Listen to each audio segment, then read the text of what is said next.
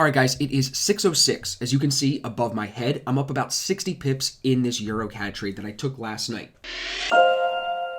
So before I go into the breakdown of this D2 entry, before I explain to you why I decided to buy it at what I thought was the bottom of a consolidation zone, before I explain all that, I want to show you what's going on this morning in the VIP chat. I think that is the number one thing we can take out of today so far, is how the communication and how teamwork in this chat is really improving traders' ability to qualify and disqualify setups more than anything else. It's the teamwork that's making them better because they're communicating their ideas, they're sharing their ideas, and that's allowing other people to throw in insight and say, hey, are you looking at this? What do you think about this? That's making everyone smarter together. We're throwing out ideas, we're seeing how they play out, and then we're using that information to make better trading decisions going forward. Now, you can see I'm still in my pajamas. This is normally how I trade every morning. If you've seen my other videos, I don't try to make this any fancier than it needs to be. This is a way for any of you watching this to be making money from home. I've been doing this now for almost 5 years.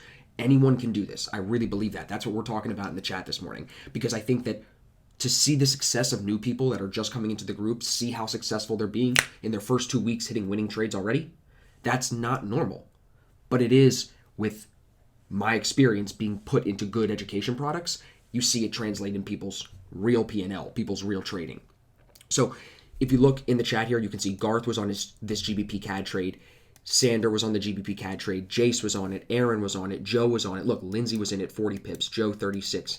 Aaron, 40. Bart is in it as well at 40 pips. Agris is in that trade as well. And then if you come down a little bit lower, you can see the trade on GCAD continued higher. Look, Bart's sending Lil Wayne songs. I'm sending 50 Cent songs. And then look, there's me on my ECAD. But look, Bart's up 75 pips on GCAD. So let's look over at the chart here. This is EurCad. I'm going to explain this to you in a second, but this is the GBP CAD trade. So if we flip over, this is what it was this morning. A beautiful A1 breakout. And of course, it's the one day that I slept in, right? Every other day this week, I was up at 2 o'clock. The one day I don't wake up at 2 o'clock, I miss a beautiful trade, even though all week I've been super patient. Anyway, the A1 breakout here, as you can see, did exactly what we would expect it. TDI was perfect in the buy zone. EMAs are holding in an uptrend. It breaks out for a new high of day. It sets up the risk reward that's very readable when you know our system. And from there, you're looking at a 16 pip stop. It's moved about 75, 76 pips at most so far, all outside the 8 EMA, all with very little pain. Now, this is really awesome to me as the coach, as the leader, I guess, of ASFX, because it's showing me not only can everybody take in the information from the courses and then apply it into the market for their entry signal, but the deeper detail that some of you aren't going to understand yet because you're still new, the deeper detail is that they're all actually managing the trade the same way. A lot of them graded it as a C setup, which means we teach people how to manage C setups versus A setups, so they're all executing not just the entry properly, but the entire trade properly, the management and the sizing and the risk. That's the most important piece to me. I know how easy it is to just click the button. 50% of the time, you have a 50-50 chance, I should say, of being right when you just click the button. The management, the risk management, the trade management, that's the most important thing. And we're really getting good at differentiating between trade management and risk management. The risk management is what you do before you put your position on. It's calculating where your stop loss will go, calculating how much size you're going to put on it. You compare that to your trade management, which is how you manage the position once it's moving. Where are you exiting? Where are you moving your stop loss into profit? And at what point do you do that? Those are two separate things.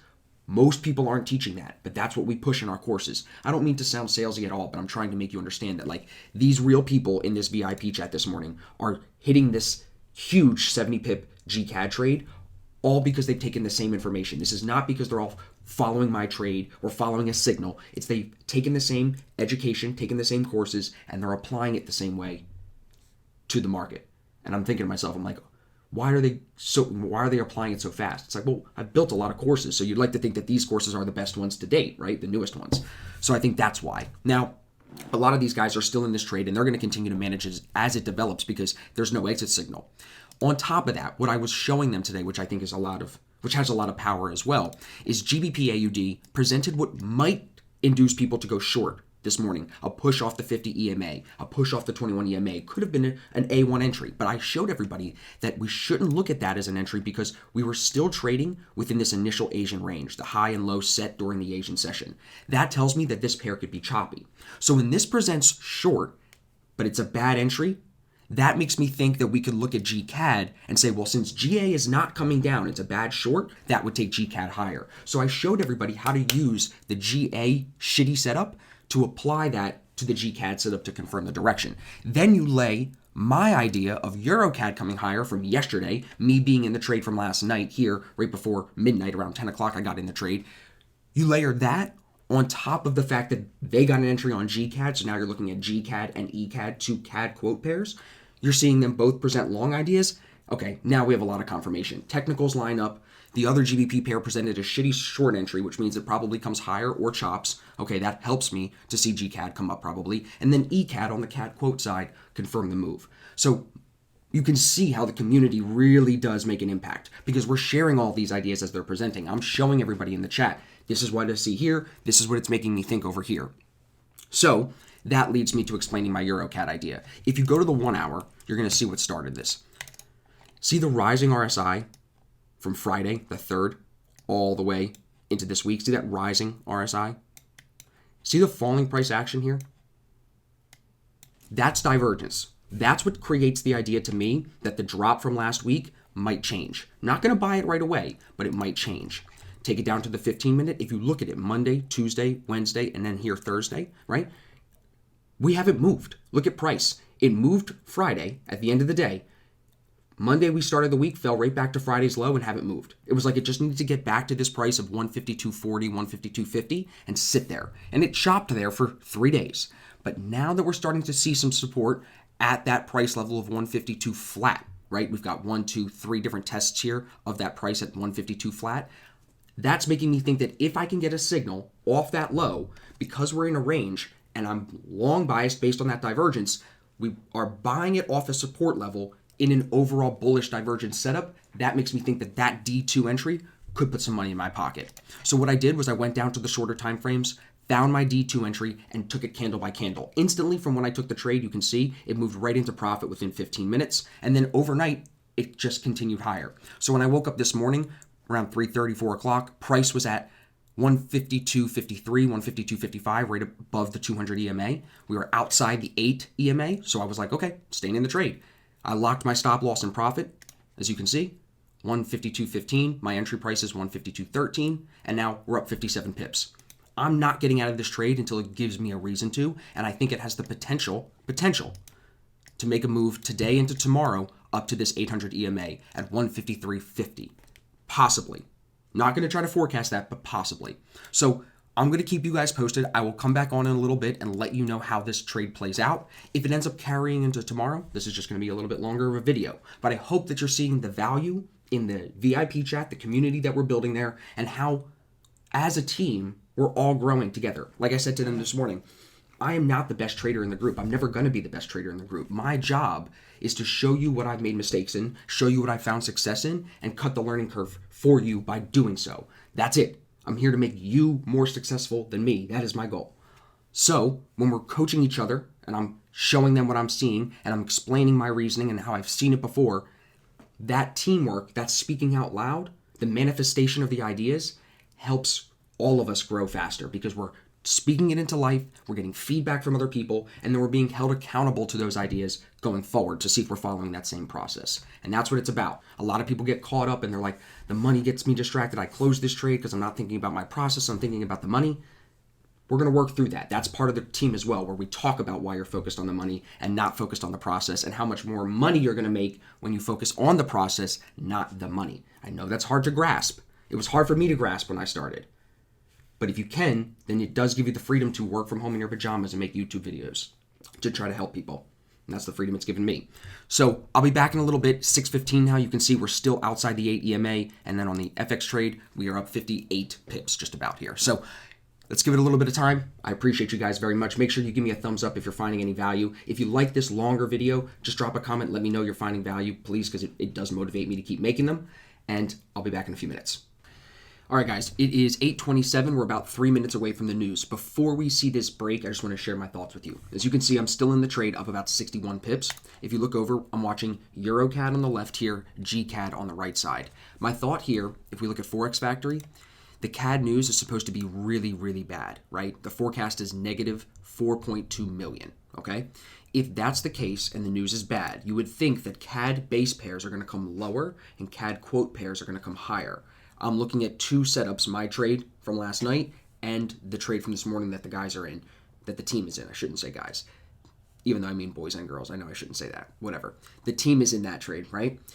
These are both technical setups telling us that the CAD quote pairs are going to come higher. So it's going to be interesting to see, do these both come up into the news if the news stays bad as forecast? Because that would make sense then that the technical setup that we trade, the things that we were, that got us into these trades earlier today, whether it was mine last night or the GCAD today, the technicals lead that fundamental news. And that's why I'm a technical trader more than I am a news trader. I don't think you can make money forecasting the news. But what I can definitely do is trade good setups like these two here, whether you're in the A1 this morning on GCAD from 315, or if you're in my trade, the D2 from last night on EurCad, it doesn't matter. Because we're so far into profit on both of these ideas, stop losses should be locked, and we're able to see if this trade wants to move as we would expect. Everybody has already taken some profit on these trades as well. Like I told you, I did as well. Everybody's already put some in the bag because that's what our risk management systems call for. And now going into this news, you never know what can happen. So you want to make sure that some is off. You want to make sure that your stop is locked, and then you just look for the next one good trade. And we continue to manage these positions if we stay in them when this news breaks in 1 minute. So let's see how this shakes out. Let's see if these things come higher. Let's see what the news presents as, and we'll take it from there. All right, guys, it is 10:40. As you can see, out of the trade, here's the P&L. Not bad, but honestly not ideal. I was willing to hold a piece of this into the rest of the day. I want to just show you one more time why I thought that was going to happen, and then I'm going to show you what's going on right now that caused this to come lower. So take a look over here at Forex Factory. You can see we have oil news. Saudi and Russia have a deal on deep oil output cuts, okay? Chairman Powell at the same time is also speaking, saying that there's no need for fiscal policy during this crisis. So between him speaking, which always has an impact on the market, that's a high impact event that is scheduled here. You can see it. It's a 10 o'clock red folder, so we know that could shake the market because it's the dollar. The dollar can shake everything.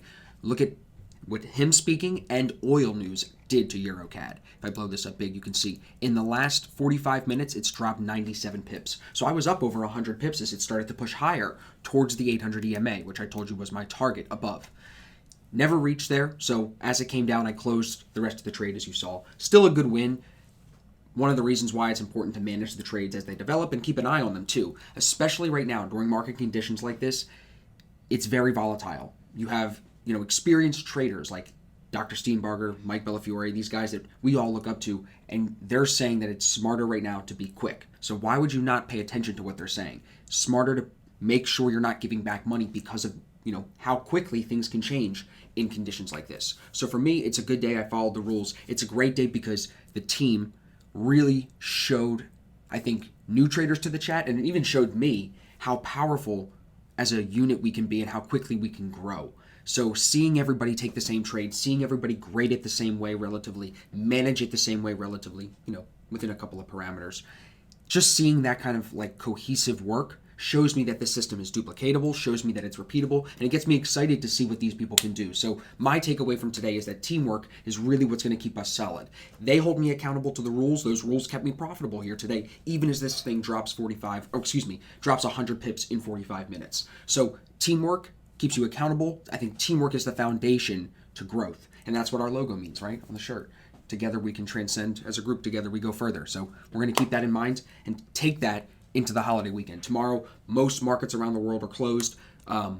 As we get into the Easter weekend, it'll be an interesting Easter weekend since we're on quarantine, but spend it studying, spend it asking me questions, go over markups, get some done. We talked about this in the group chat a little bit today, just like really the people who are willing to commit to the discipline versus the people who are not. The people that are willing to put in the work, do the things that are hard in something that seems so easy, those are the people that get paid for it. So keep that in mind, study, put the work in, and I think you're going to see the reward from that, especially when you're putting in that work behind a system like ours. So if you have any questions, drop a comment down below. You can reach me in the description, and I'll see you guys in the next trade.